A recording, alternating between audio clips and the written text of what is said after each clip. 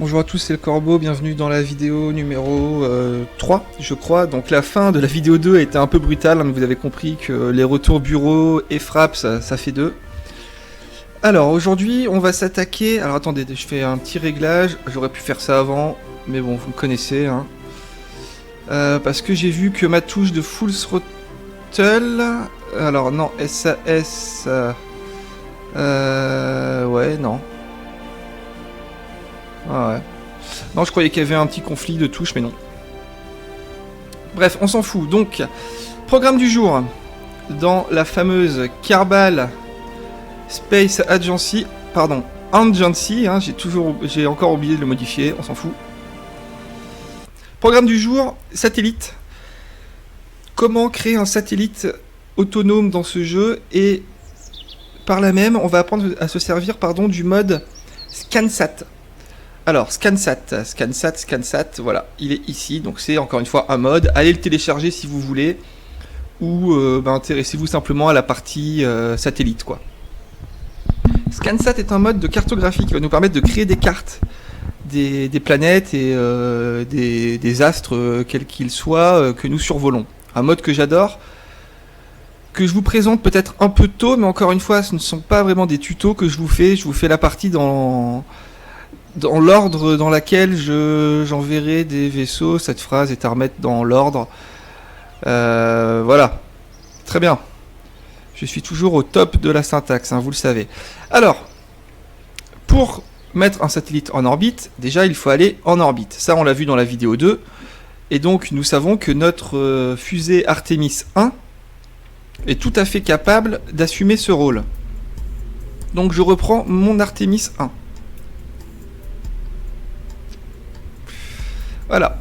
Alors, par contre, nous allons modifier tout ce qui est au-dessus de ce point-là et créer notre satellite. Donc tout ça, je le prends et je le dégage. Alors, ici, habituellement, nous mettions ce module. Module qui était, voilà, qui avait une... oh là là, ça commence bien. Une capacité de membre d'équipage de 1. Maintenant, ce qui nous intéresse, nous, c'est ça. Par exemple, celui-ci, le Probodobodyne OKTO et le Sputnik MK1. Alors, je l'achète, je le prends. Alors, ceci nous permet de diriger un vaisseau sans membre d'équipage. C'est un ordinateur de bord qui nous permet de contrôler notre vaisseau sans équipage.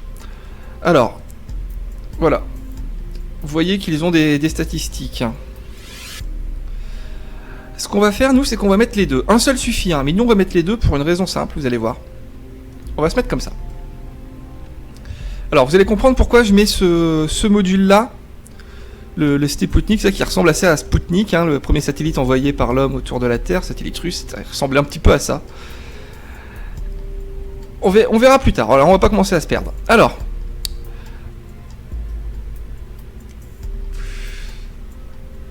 déjà, il me semble pas qu'on avait des points de science restants pour acheter des trucs. Alors, c'est peut-être pas une bonne idée. Ouais.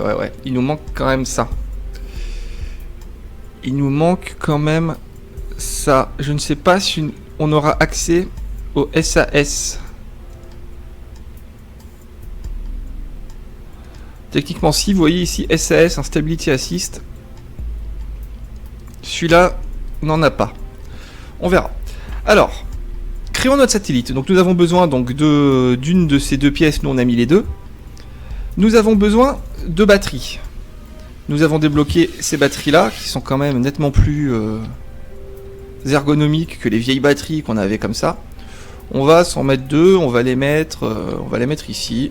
Voilà, hop, on en met deux. C'est sympa. Nous avons besoin des fameux panneaux solaires.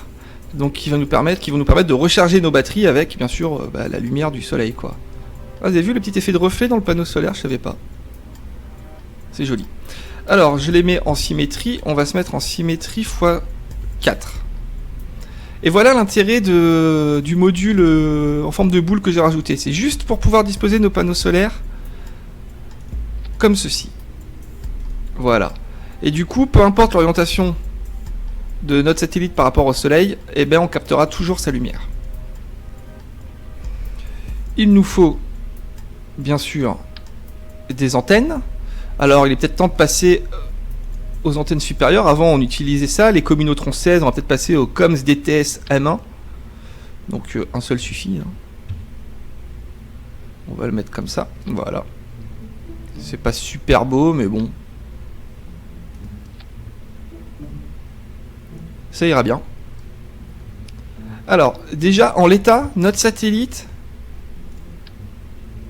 est autonome. Hein. Vu qu'il a de quoi recharger ses réserves de batterie et de quoi transmettre des données. Alors, bien sûr, imaginez que le satellite est en orbite, donc comme ça, il n'y a rien à transmettre. On pourrait mettre ce qu'on connaît, hein, le goût ou les thermomètres, pour le transmettre, mais bon, on sait que ça, ce sont des données qu'il vaut mieux récupérer. Nous, ce qu'on veut, c'est ScanSat.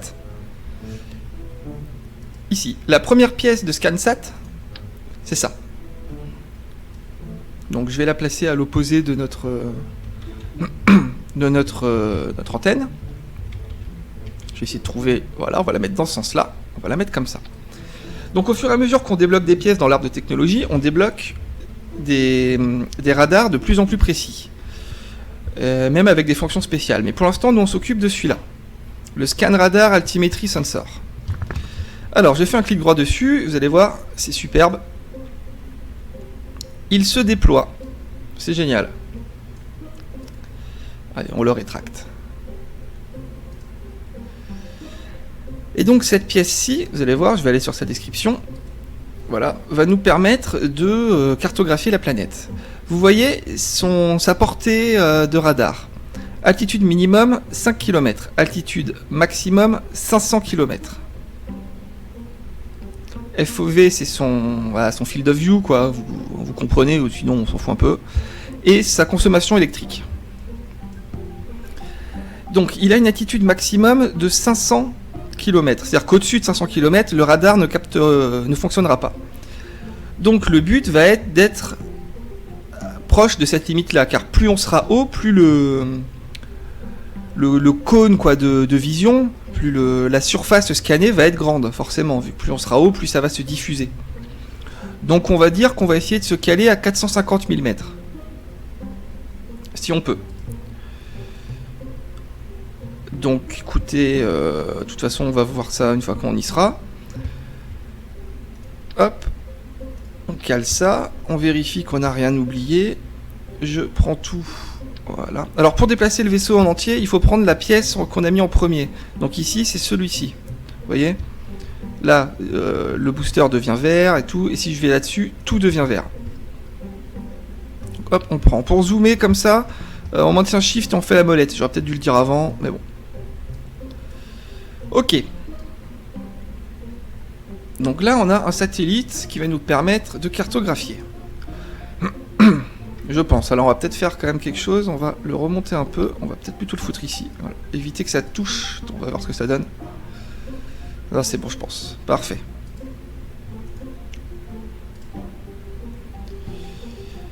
Alors, on a notre fusée. Hein, donc, encore une fois, c'est la même qu'avant. On sait qu'elle permet d'aller en orbite. Tout va très bien. Donc, c'est... Alors voilà, je vais vous montrer comment moi je donne les noms à mes fusées. Donc, c'est toujours une Artemis 1.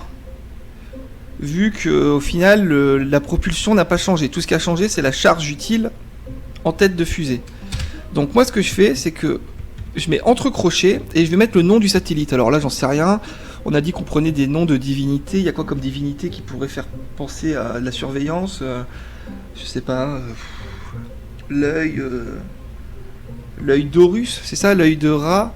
Je crois que Ra dans la mythologie égyptienne c'était le dieu du soleil. On va appeler ça l'Horus par rapport à l'œil d'Horus. Peut-être que ça n'existe pas mais je crois que si. Horus 1. Voilà notre satellite. Premier satellite de cartographie, Horus 1, qui va être dédié à la cartographie de Kerbin, hein, bien sûr.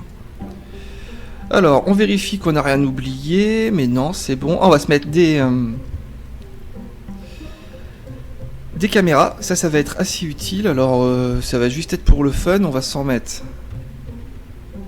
Hop, voilà. On va en mettre de partout. On va s'en mettre... Enfin, quoique, non, ça sert à rien. Faire du poids pour rien. On va simplement s'en mettre un. Voilà, vers le bas. Voilà, je sais pas si l'angle de vue sera vraiment très bien. Alors, ce que je peux faire, c'est l'incliner un peu comme ça. Alors, quand on a une pièce, regardez. Avec ZQSD, on peut l'incliner comme ça. Et si vous maintenez Shift et utilisez ZQSD, vous l'inclinez cran par cran. Donc là, c'est ce que j'ai fait pour juste avoir un meilleur angle. On va s'en mettre une deuxième. On va la caler comme ça. Voilà. Je fais clic droit dessus. Caméra ID 1 et celle-ci 2. Donc c'est bon, il n'y a pas de conflit à ce niveau-là. Ça, on va tenter de l'extendre. Voir ce que ça donne. Ouais, c'est pas fameux. Ça touche un petit peu, vous voyez ici, j'aime pas trop ça. Même si ça poserait pas de problème en jeu. Hein. Donc on va juste la monter comme ça. Et là, si je la rétracte, est-ce que ça touche le panneau solaire? Ouais, ça touche le panneau solaire. Si je mets comme ça. En haut, ça passe. En bas, c'est limite. Hop, allez, on remonte un tout petit coup. Voilà. Là en bas, c'est bon. Ouais, bon allez, ça fera l'affaire. Non, ça m'énerve. Je suis toqué, hein, je le sais. Et moi, j'adore la symétrie. J'aime bien quand les choses vont bien. Même si, encore une fois, ça ne poserait aucun problème en jeu.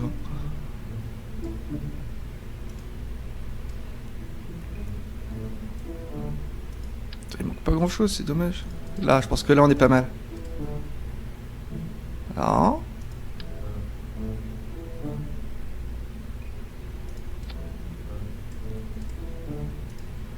On en perd du temps pour mes conneries. Hein. Voilà, on va dire que ça frôle mais que c'est bon.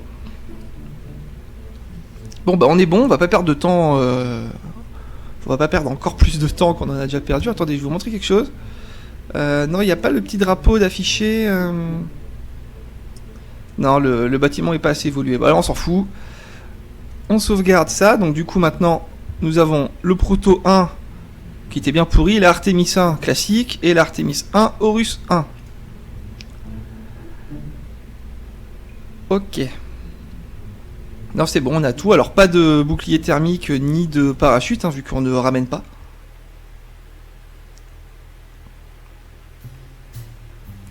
Et on va tout de suite voir si on a accès au SAS. C'est pas sûr. Peut-être que ces pièces, les ordinateurs de bord là, pour faire des satellites, n'ont pas le SAS. Auquel cas... Si, c'est bon, super. Alors, attendez, je remets ça parce que j'ai encore récupéré un autre mode. Alors, attendez. Hop. Je verrouille la position. Voilà. Alors. Ici, vous avez l'icône ScanSat. Ou ici aussi. Alors, en fait, si vous avez installé le mode Toolbar qui vous permet d'avoir des barres d'outils comme ça configurables, ça sera là. Sinon, ça sera ici. Alors, vous cliquez dessus. Voilà. Vous avez rien. Donc là, ça sera l'emplacement de votre future carte qui, pour l'instant, est vide. Et ici, c'est l'emplacement de notre satellite. Donc voilà. Pour l'instant, il n'y a que dalle. C'est normal. Et donc le mode que j'ai pris, c'est celui-ci, Probe Control Room. Et là, vous allez voir, en temps normal, quand on a un vaisseau comme ça qui n'est pas habité, dans lequel il n'y a pas d'équipage, on n'a pas de vue intérieure. Et grâce à ce mode, hop là, on a une salle de contrôle comme ça, c'est superbe. Et donc, bah, ça nous permet un peu plus d'immersion. Regardez comme c'est génial, on voit le nom de notre mission, Artemis 1, Horus 1. On a nos 2 caméras d'activer, on peut mettre d'autres trucs ici. Bon, on va remettre les caméras parce que c'est joli. Ici c'est pour mettre la map, je crois, et là on a des ordinateurs qui vont nous permettre d'afficher. Ouais, je sais pas trop. Je suis pas expert de ce mode, hein, mais bon, vous voyez, il y a des trucs. Bon, c'est plus pour le fun qu'autre chose. Le plus important dans ce mode, c'est la tasse de café Kerbal, bien sûr. Hein. D'ailleurs, je crois que le mode a été refait récemment. Ah, regardez, là on peut voir mon drapeau que j'ai créé. Enfin non, je l'ai pas créé, hein, je l'ai trouvé. Je l'ai trouvé sur le net et j'ai juste modifié pour marquer le nom et mettre le liseré jaune autour, c'est tout. Regardez, c'est sympa, on a des trucs. Bon voilà, allez. Alors, hop. Alors, je mets les gaz à fond. J'active mon SAS. Pardon, SAS, voilà. Donc, on décolle, on se met en orbite comme tout à l'heure. C'est parti. 3, 2, 1, décollage.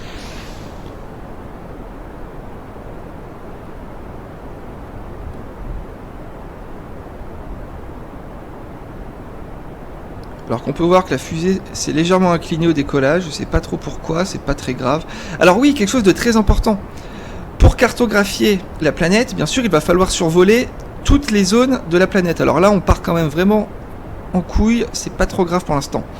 Donc oui, il va falloir passer au-dessus de toutes les zones de la planète. Pour ce faire, il faut avoir une orbite polaire, c'est-à-dire une orbite qui passe par les pôles de la planète. Comme ça, nous, on tourne en passant par les pôles, et la planète effectue sa rotation sur elle-même, et au fur et à mesure, on passera au-dessus de toutes les zones de la planète. Ok, donc là, vous avez vu, on est parti en live. Ouais. C'est quand même moyen. Vous voyez ce qui se passe quand ça marche pas. On panique pas. On revert to véhicule assembly. On va modifier ça.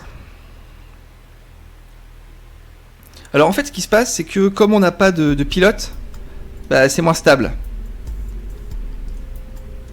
Alors on va débloquer ces ailerons là. Et on va remplacer nos petits ailerons pourris par ces meilleurs ailerons. On va faire pareil pour... Non, on va pas faire pareil pour ça. Alors là, mes ailerons, je les ai placés sur ces tubes-là, vu que ce sont ceux qui resteront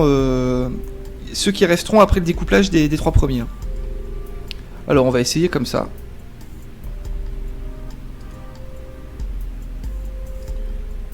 On va essayer comme ça, et au besoin, eh bien, on rajoutera des petits ailerons en haut, en mettant des découpleurs. On les mettra comme ça. Allez, on va tester. Donc je me répète, mais ce ne sont pas des tutos préparés, je joue comme je jouerais si j'étais tout seul, avec les erreurs que je ferais. Allez, SAS, gaz à fond, et c'est parti. Déjà, on part bien plus droit. Tout à l'heure, j'avais peut-être fait une petite erreur, hein, c'est possible, j'ai touché une touche de direction, au décollage, ça arrive.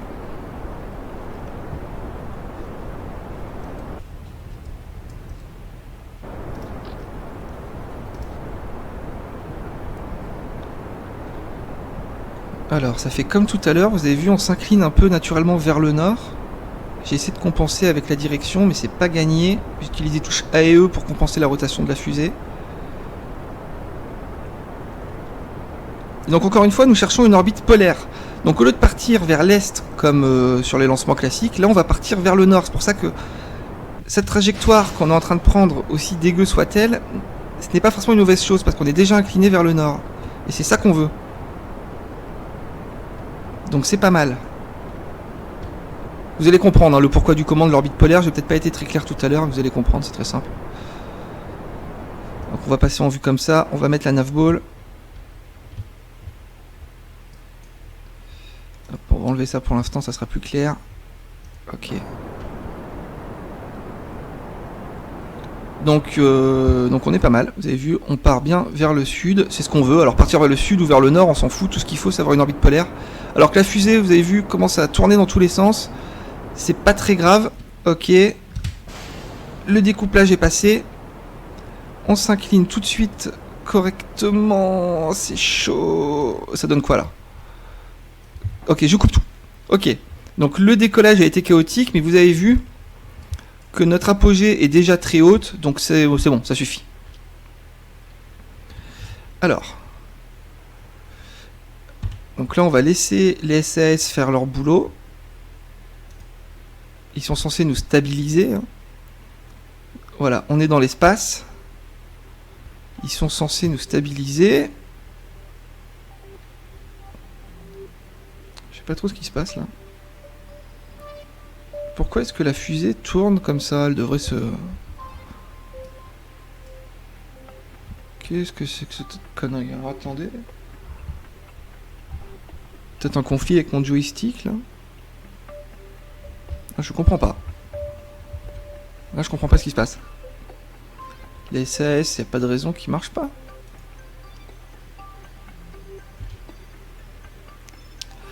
Bon, on va faire comme si de rien n'était. Et on va cliquer ici pour que notre mode Kerbal Alarm Clock nous y envoie. Ok, je coupe le temps moi-même un peu avant. Hop, j'enlève l'alarme. Ok, voilà. Alors, donc comme d'habitude, on va chercher notre prograde qui est là.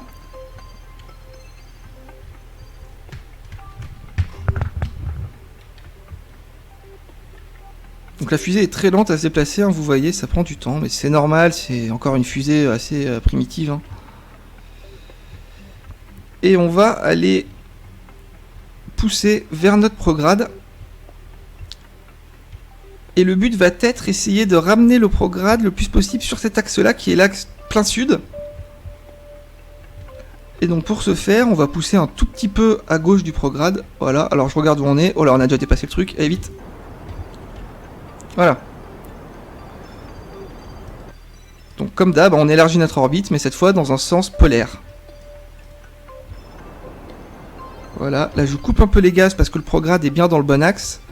Et donc je me mets ici, dans le même axe que lui, pour le ramener, si possible, vers l'horizon, mais c'est pas très grave, on est pas mal.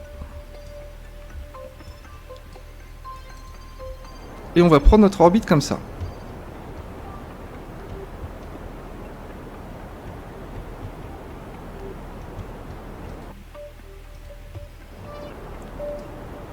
Donc normalement, si vous avez suivi les vidéos d'avant, vous comprenez ce que je fais, hein. C'est la même chose, je me mets en orbite, simplement dans ce sens-là, orbite polaire, contrairement à avant, on prenait une orbite équatoriale dans ce sens. Hop là, et voilà le travail. Alors on va faire comme d'habitude, hop, c'est bon, c'est bon, c'est bon. Ok. On est en orbite, et on est en orbite polaire. On peut voir notre prograde est quasiment pile dans l'axe, ici, qui était l'axe... voilà, un axe à 90 degrés, enfin, ou à 0 degré, enfin un axe polaire, quoi. Alors, si on se rappelle bien des propriétés de notre radar, il fallait qu'on soit à 450 000 mètres. Donc, pour ce faire, c'est très simple.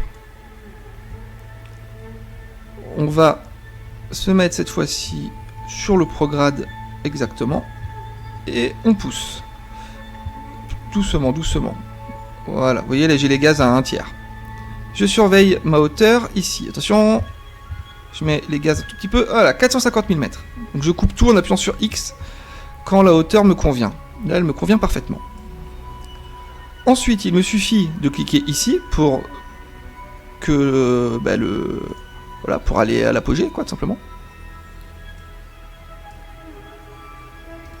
Hop, on a le temps d'accélérer. Regardez, regardez comme c'est joli.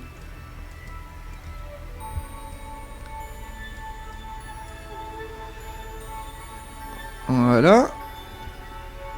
Hop, je coupe un tout petit peu avant comme d'hab. Et donc maintenant, il va falloir étirer notre périapsis pour que lui aussi soit à 450 000 mètres, ou proche. Donc pour ce faire, vous avez compris, on va chercher le prograde.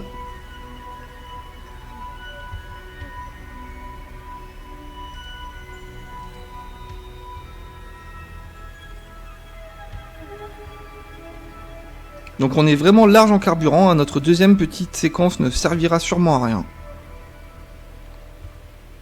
Vous avez vu, le prograde est pile dans l'axe du nord, hein. Exactement ça. Donc c'est parfait. Ok, allez, on va pousser maintenant, on n'est pas pile dessus, mais c'est pas très grave. Jusqu'à être à peu près à 450 000. Ah là, ça part un peu en couille, mais c'est pas grave, attention, hop là 438, 454. Ça fera l'affaire. Hein. C'est pas parfait, mais ça fera l'affaire. Alors, bon du coup on va gâcher du carburant. Tout ce qui reste dans notre tube principal, ça dégage. Et on va rester comme ça. Ensuite, maintenant, écoutez, c'est très simple. Clic droit sur le radar. Start radar. Vous pouvez voir ScanSat altitude idéal. Parfait. Hop, donc là pour le fun, avec A et E, On va s'incliner vers la planète, même si ça ne sert à rien, c'est juste pour le réalisme, on peut dire. Donc là, on a notre satellite en orbite et autonome parce que il va se capter la lumière du soleil. Alors vous voyez, regardez. Là, c'est panneau solaire, je clique dessus. Exposition au soleil, Sun Exposure 0,95. Donc c'est super. Ça remplit nos 2 batteries. Alors, je clique sur mon icône de ScanSat ici. Je mets Small Map. On retrouve ça. Ok. Maintenant, clic droit dessus et... non, pardon, c'est bon, on a déjà fait le Start Radar. Alors, là, vous voyez, il y a ce truc rouge là qui balaye comme ça, et qui va rafraîchir un peu les informations là où il passe. On peut commencer à distinguer que derrière notre satellite, il y a... Alors oui, on va faire plus simple, j'augmente le temps, x 10. Allez, x 50.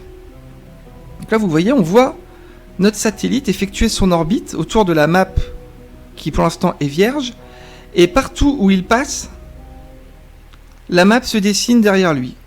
Dès que la barre rouge là arrive, hop, regardez, hop là, vous voyez? Et c'est comme ça qu'on va cartographier la planète, tranquillos. Alors, je mets en vitesse normale, je reclique sur la ScanSat. Alors ce qu'on peut faire, donc là c'était la Small Map, donc instrument on verra plus tard, Big Map. Voilà. La même chose en plus grand.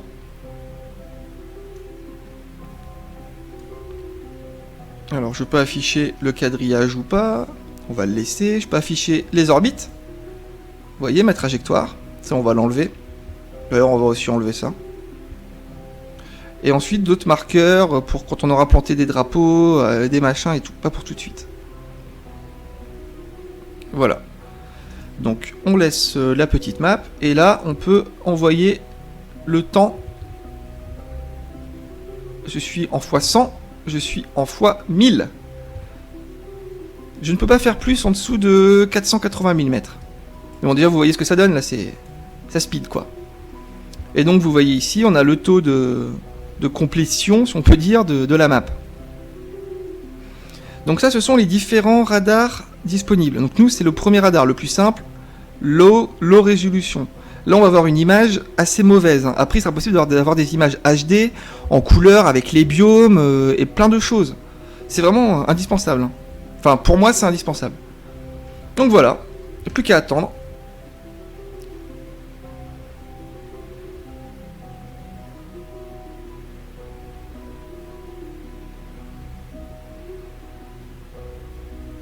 Donc là, vous avez vu, le radar... Enfin, le satellite repasse toujours aux mêmes endroits, là où c'est déjà cartographié. Alors on va essayer de voir si c'est vraiment le cas ou s'il se déplace. Et si c'est le cas, il va falloir ajuster un peu notre trajectoire. Et je pense que il va falloir le faire parce que là, vous voyez, bon, ça monte bien encore un peu ici, mais c'est long. On va attendre un peu.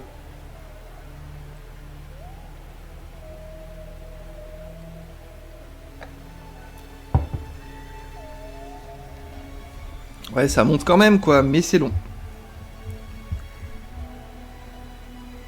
Alors, on va essayer de rectifier un petit peu ça. On va regarder notre orbite, à quoi elle ressemble. 455 000, 441. On va essayer de mettre 455 000 partout. Donc, hop, on warp ici.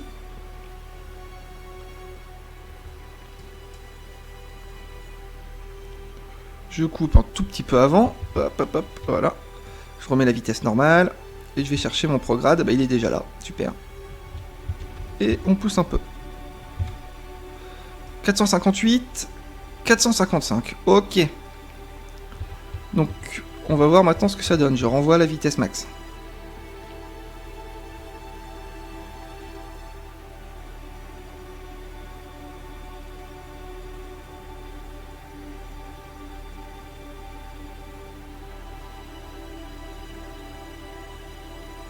Donc ça ne bouge pas, vous voyez, on reste à 54, c'est bizarre. Ça arrive.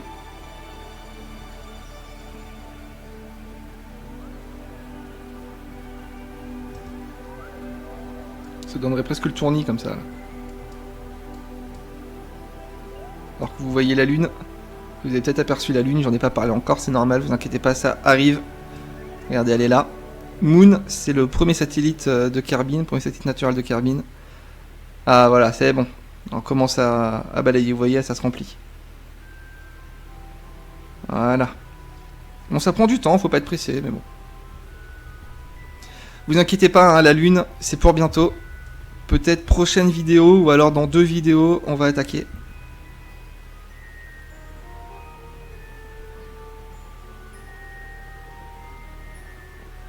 Alors, je sais pas quoi dire en attendant que ça cartographie, à part que voilà, c'est vraiment un jeu exceptionnel. Hein. Là, je vous ai fait les 3 vidéos dans la foulée, je vais tout uploader d'un coup. Je mettrai sûrement un topic sur JVC. Parce que il y a des tutos français déjà pour ce jeu, mais la plupart datent quand même il y a un petit bout de temps, d'avant la version finale. Et puis bon, encore une fois, on va être dans des vidéos vraiment tuto pour les premières vidéos, peut-être les 5-6 premières vidéos, mais après on va vraiment jouer, je vais plus vous expliquer, je vais simplement faire les choses.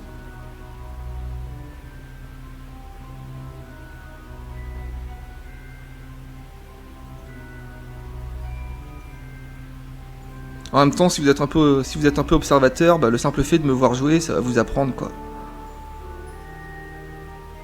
On a 79%, 80% de la map.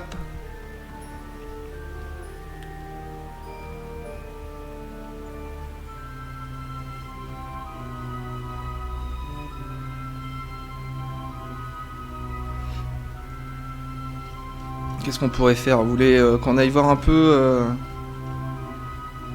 les planètes et les lunes? Bon, on va faire ça rapidement. Donc Kerbin, vous connaissez. Je dézoome. Vous voyez l'orbite de la Moon. Moon, donc c'est la lune. Hein, ça ressemble vraiment à notre lune à nous. Ensuite, on a la deuxième lune, le deuxième satellite naturel de Kerbin ici, Minmus, une lune bien plus petite. Et je dézoome, on va aller voir vite fait ce qu'on a.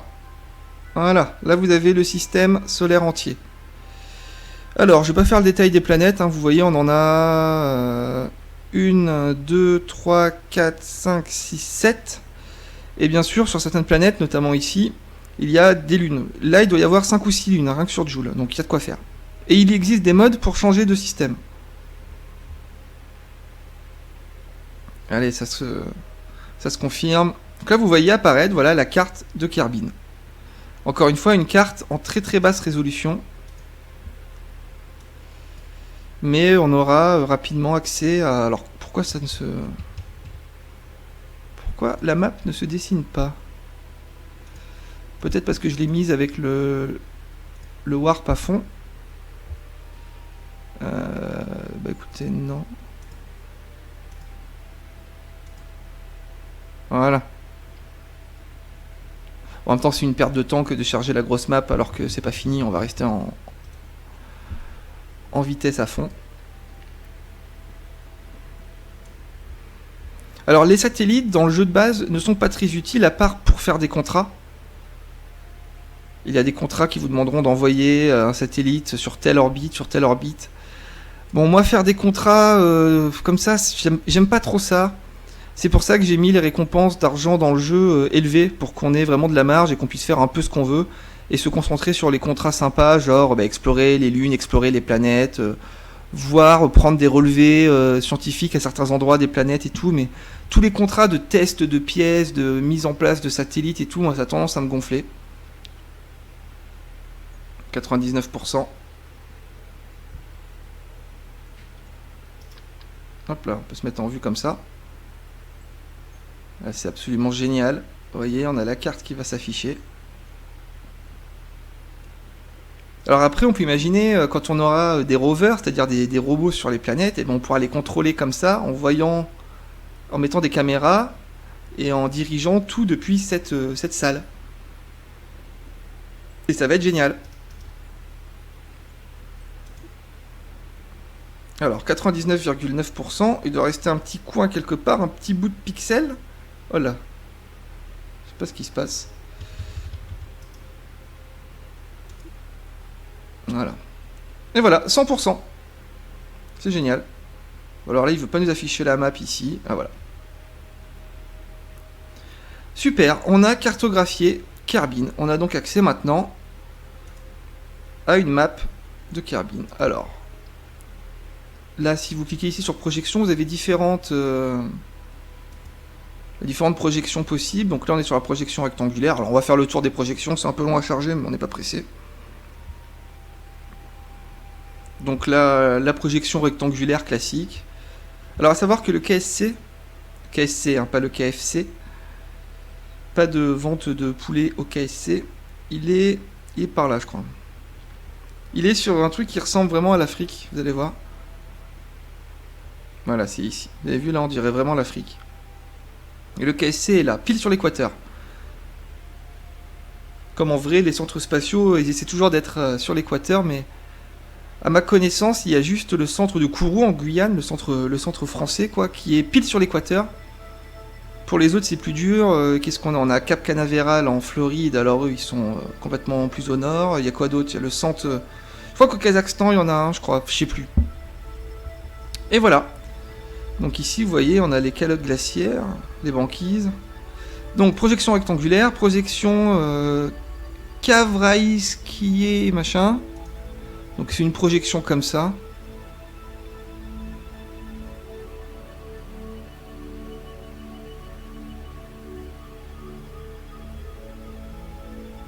Là, vous voyez ici, là, on voit mal. Regardez, là, il y a une partie ici et une autre partie là.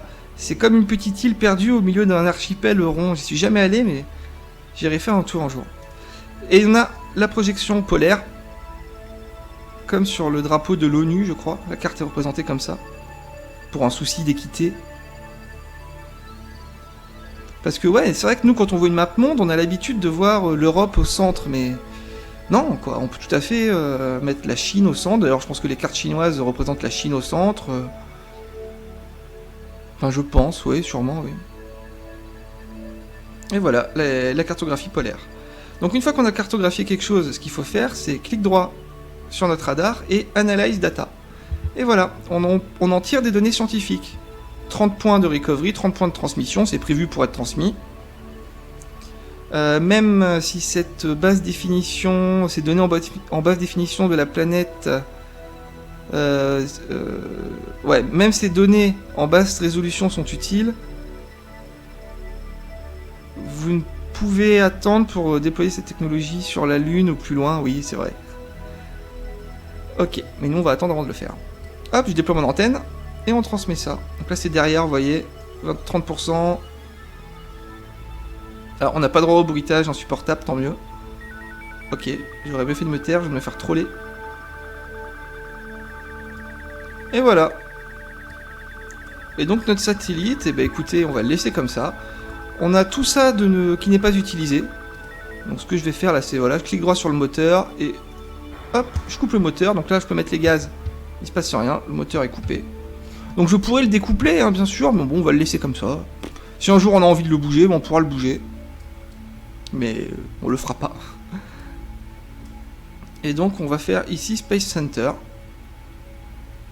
Alors non, d'abord ce qu'on va faire, c'est clic droit sur la pièce principale et renommer le vaisseau. Et on va enlever tout ça.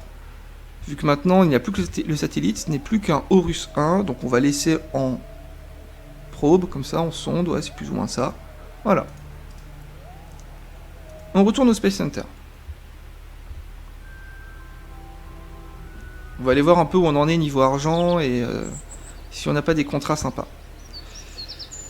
Alors petite astuce, regardez ici là. WAP to next morning. Et on arrive de jour. Ok. Alors, il nous reste encore, ouais, 1 million, super. Qu'est-ce qu'on a comme contrat? Ah, voilà. Explorer la Lune. On prend tout de suite, on réfléchit pas. Fly by the moon, on prend tout de suite. Les touristes, on verra ça quand on aura des espèces de navettes spatiales super balèzes, on fera tout d'un coup. Touristes, positionner un satellite dans une orbite précise sur la Lune. Ouais, non, on s'en fout, on s'en fout, on s'en fout. Alors, explorer la Lune. Alors, on a des contrats comme ça, explore, pour tous les corps du jeu, pour toutes les planètes, toutes les lunes du jeu. Ça se présente comme ça. On a toujours les mêmes trucs. Achever une orbite autour de la Lune. Transmettre ou récupérer des données scientifiques de l'espace autour de la Lune, enfin de Moon, se poser sur Moon, transmettre ou récupérer des données scientifiques de la surface. Donc on peut faire tout d'un coup, ou faire par à coup, quoi. Enfin, un par un, pas par à coup du tout, un par un. Vous voyez, un 45 000, machin. On a quand même des bonnes récompenses, hein. 354 000 pour celui-là. 319 000 pour celui-là. Il suffit de faire voler un vaisseau n'importe où autour de la Lune. Donc on le fera forcément quand on fera celui-là. Et on a toujours celui-là, il faudra qu'on le fasse. Bon, je le ferai peut-être sans filmer, quoi. Et voilà, vous avez vu comment faire un satellite. Alors, est-ce que je peux en profiter pour vous montrer quelque chose d'autre? Oui. Ça. Voilà, bienvenue à la tracking station, salut. Alors, attendez, je vais configurer ça tout de suite. Ça, on s'en fout. Ça peut servir. Hop. J'unlock la position, je le cale là-haut alors que mon chat est en train de péter son câble. Il est complètement fou, il hérisse ses poils, là, il fait le cheval un peu, là, il se cambre, c'est vraiment n'importe quoi. Il se cabre plutôt, pas il se cambre. C'est n'importe quoi. Bon. Donc voilà, la tracking station, donc on peut voir notre système, machin. Alors là, on a des orbites, vous voyez, indiquées comme ça, on en a une en vert. Ce sont les contrats. On a vu qu'on avait des contrats qui nous imposaient des satellites à mettre en orbite sur une orbite spécifique. Et ben les voilà, on les a visualisés là. Mais ça, nous, on les fera pas. Et on a aussi, voilà, des trucs sur la planète. Voilà, ce sont des contrats de relevé de température à des endroits précis, des trucs comme ça. Mais on a surtout notre Horus 1 qui est ici. On peut voir ici dans la liste des objets. Alors là, on a des filtres. Là, clic gauche sur débris, donc ça affiche les débris. Donc on a 2 débris. On a ici un débris de l'Artemis 1, effectivement. Et ici, un débris de l'Artemis 1 Horus 1. C'est sûr qu'on va laisser des débris partout, hein, mais en vrai, c'est pareil. En vrai, l'espace autour de la Terre, c'est vraiment une poubelle, c'est inimaginable. Allez voir ça sur le net, vous allez voir, il y a vraiment une espèce de coquille de débris. Des milliers, peut-être même des millions de débris, allant de la simple petite particule métallique à des choses plus grosses. Alors c'est un enfer pour les stations, pour tout, quoi, parce que même une mini particule métallique à une vitesse orbitale, si la station internationale se la prend, c'est terminé, quoi. Enfin, en tout cas, ça fait de gros dégâts. Et encore plus, un cosmonaute en sortie extravéhiculaire, vous imaginez s'il se prend un petit bout de quoi que ce soit, c'est fini pour lui, quoi. Donc il y a différentes missions de récupération de débris comme ça qui a été mises en place qui ont été conceptualisées par la NASA. Je suis pas sûr qu'ils en aient déjà fait, mais un jour ils seront obligés. Dans le jeu, on peut imaginer des missions de récupération de débris aussi. On a des pièces pour. J'ai jamais fait. C'est rébarbatif, mais ça peut être un petit challenge sympa. Donc voilà, là j'ai activé le filtre des débris. Et donc vous pouvez voir que des rovers on n'en a pas. Des landers, on n'en a pas, des ships, on n'en a pas, des stations, on n'en a pas, des bases, on n'en a pas, des carbonautes en EVA, on n'en a pas, des drapeaux, on n'en a pas. Les objets de l'espace, c'est les satellites. Et les trucs inconnus, c'est, je sais pas, c'est des trucs inconnus, quoi. Et si je fais des clics droits, j'affiche que ce que je veux. Genre là, j'affiche que les débris, que les sondes et tout. On s'en fout, ce qu'on veut, c'est tout sauf les débris et puis les trucs bidons. Voilà. Et on peut aussi, quand on est sur une planète, voir des informations. Donc là, on a les informations du débris.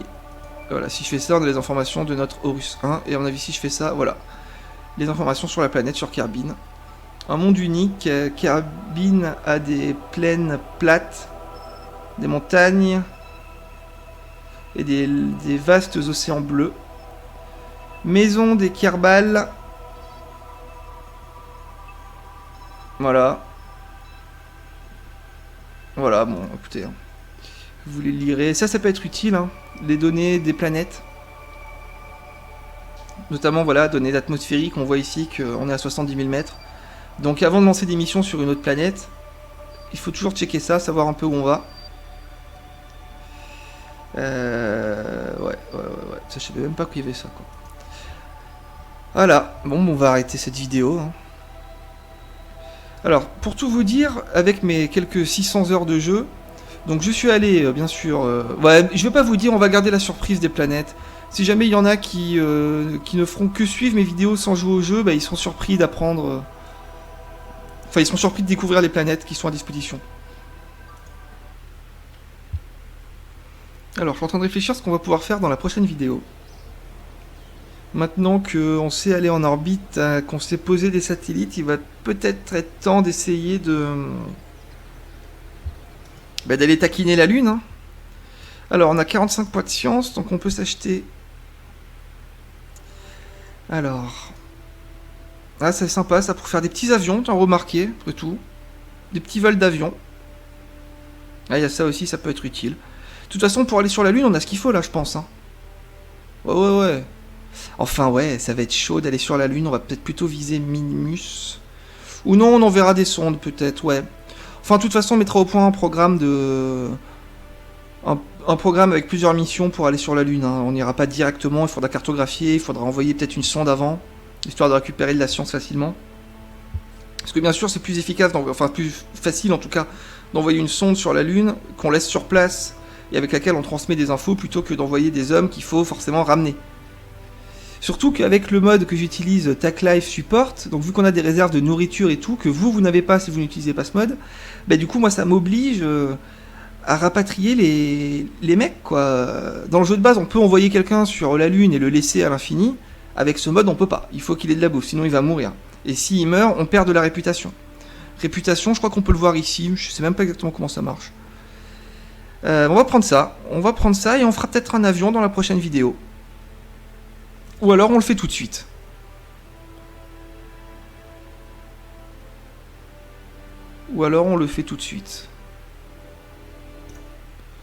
On a combien? 1 300 000.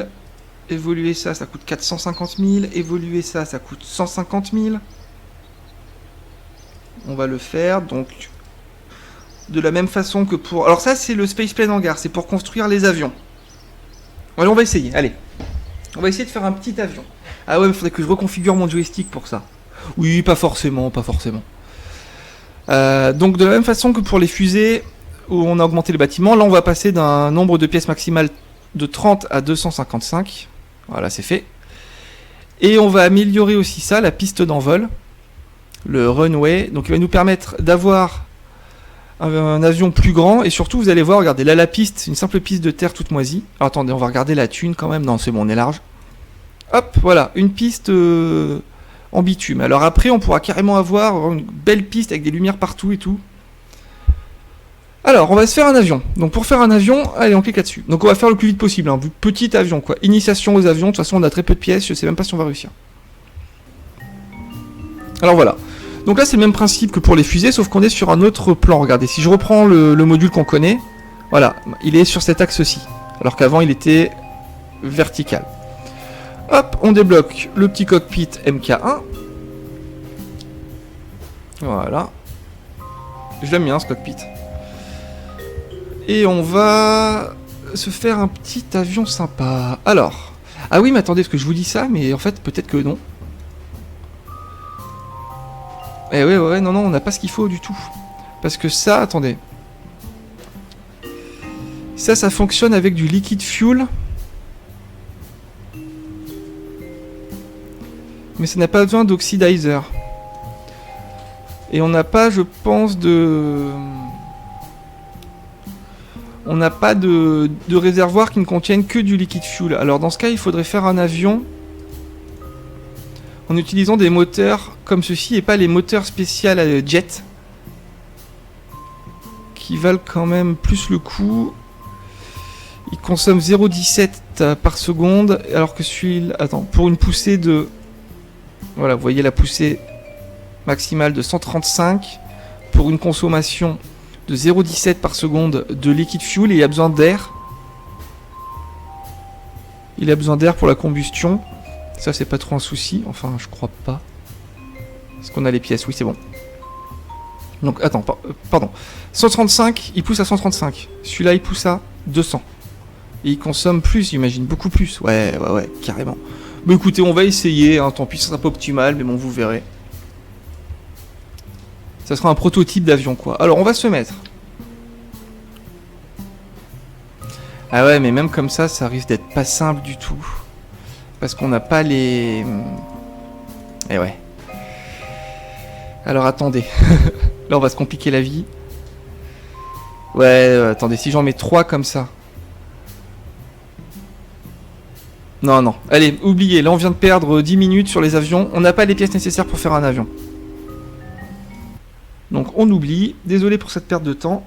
Merci d'avoir suivi cette 3e vidéo. On se retrouve très vite pour commencer à planifier la conquête de la Lune. Merci d'avoir visionné ces vidéos et à bientôt.